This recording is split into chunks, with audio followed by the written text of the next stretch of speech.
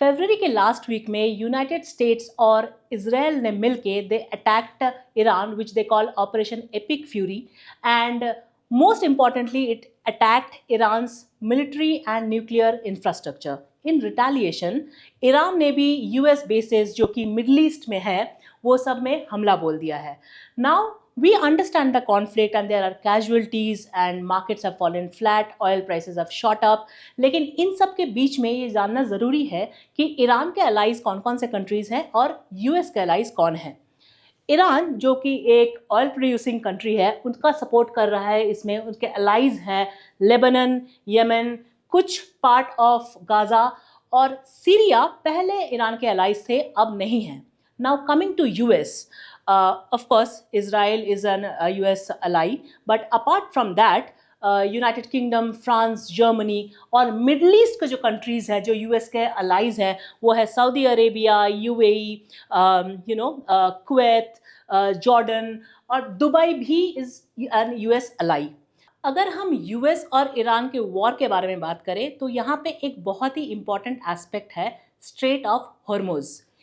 ये जो आप देख रहे हैं स्ट्रेट ऑफ हॉर्मुज़ एक बहुत ही नैरो वाटरवे है जो कि ईरान के बाहर और सऊदी अरेबिया के बाहर है। नाउ ये एक जो नैरो वाटरवे है उसमें से global 20 to 30% of oil supply pass करता है through ships and during the time of war Iran has a strategic advantage because यहाँ पर जो छोटे छोटे आइलैंड्स हैं हॉर्मुज़, लद्दाख, ये सब आइलैंड्स भी ईरान के अंडर में है। तो what they do is they try to make sure through radio broadcast और अपना मिलिट्री सुपरविजन लेके कि यहाँ से शिप्स कंटेनर्स जो है जो कि ऑयल कंटेन कर रहा है वो पास नहीं कर पाए। अब अकॉर्डिंग टू रिपोर्ट्स बहुत सारा वेसल्स को और शिप्स को टारगेट किया जा चुका है ऑलरेडी, लेकिन we will see as it escalates. Also war like situation में IRGC रेडियो ब्रॉडकास्ट में बोल देते हैं कि no ships are allowed to pass. यहाँ पर ईरान की स्ट्रैटेजी यही रहती है कि कोस्ट लाइन में जो छोटे छोटे आइलैंड्स हैं उनका ऑलरेडी ये सपोर्ट करते हैं, इट इज़ अंडर ईरान, और इसके अलावा इंश्योरर्स एंड ऑपरेटर्स को अवॉइड करना पड़े टेक दिस पैसेज। ये जो पैसेज है ये तो बहुत ही इंपॉर्टेंट है and this is one of the reasons that oil prices have shot up. Now coming back to Persian Gulf and why it is called Persian Gulf and Saudi Arabia इसे Arabian Gulf क्यों कहते हैं।